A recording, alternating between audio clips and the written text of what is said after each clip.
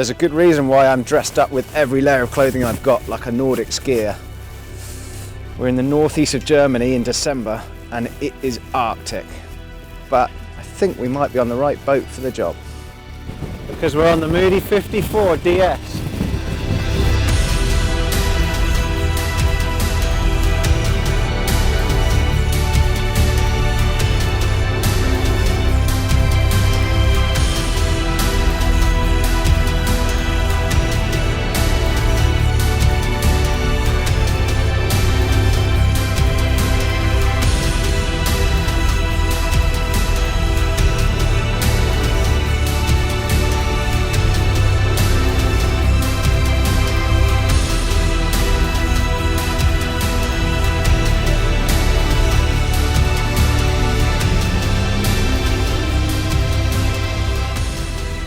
So I've done my wind in the hair bit.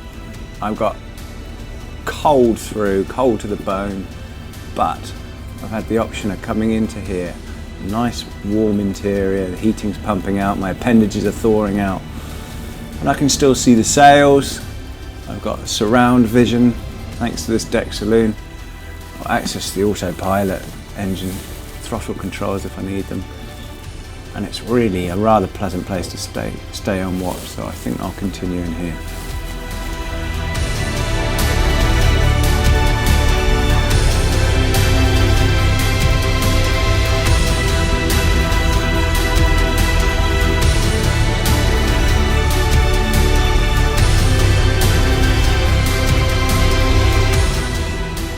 I'm not a very good actor. This really is brutal out here. It's freezing cold. It's now 22 to 24 knots apparent wind. We're sailing upwind into keel with the ships coming out of the murky stuff behind. So the boat's going well. We've got the self-tacking jib out, full main. We're doing 7 knots upwind. So we're getting some pleasure out of it.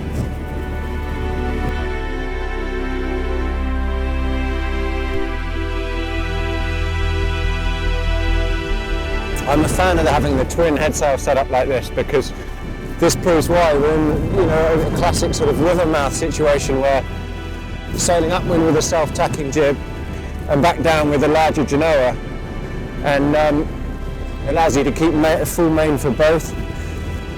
We're sailing well, you're getting the enjoyment of sailing it. You certainly feel the displacement. She's a big heavy boat. There's quite a lot of load in the wheels, but she's responding well to the gusts, and it's nice to feel her. I've enjoyed sailing it.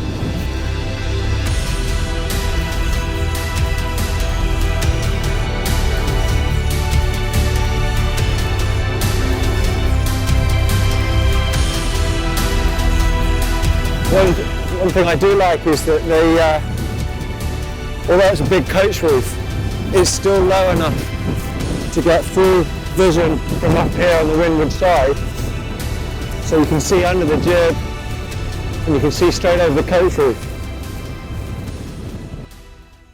You often hear us talk about protected cockpits on boat tests, but you won't find one that's more protected than this. You come and sit in here and instantly warm up. There's no wind whatsoever. Pretty comfortable place to be.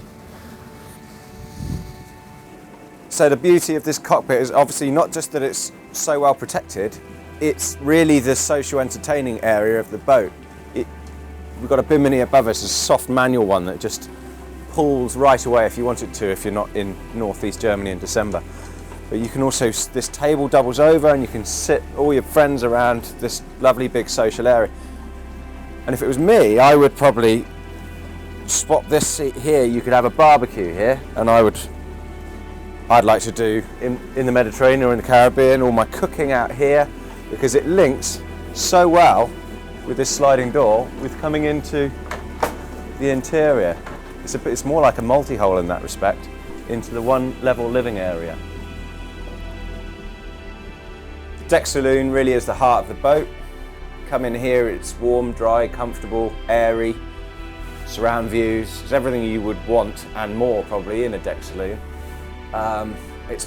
It's really rather like an apartment actually. It's full of modern appliances, so you can have the likes of dishwashers and coffee machines. This owner in his galleys even chose not to have a stove and just go with electric hob and a microwave, which will go in there.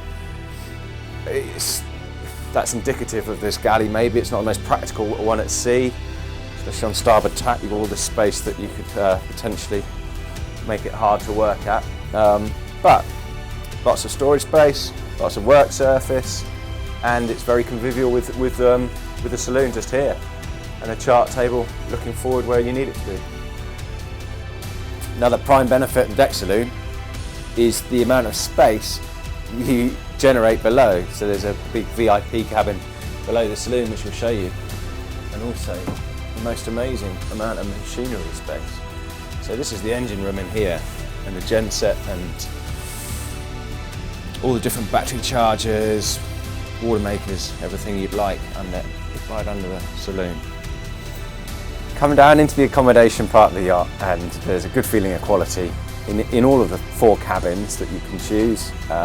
This one, obviously the master cabin, being the most plush, and it's good stowage throughout. The feature I like is this big skylight above us, where if you can imagine there not being rain and condensation all over it, you could lie on your queen size berth, look up at your rig or out through your hull windows, and quite easily see how this will be a prime selling feature of the boat.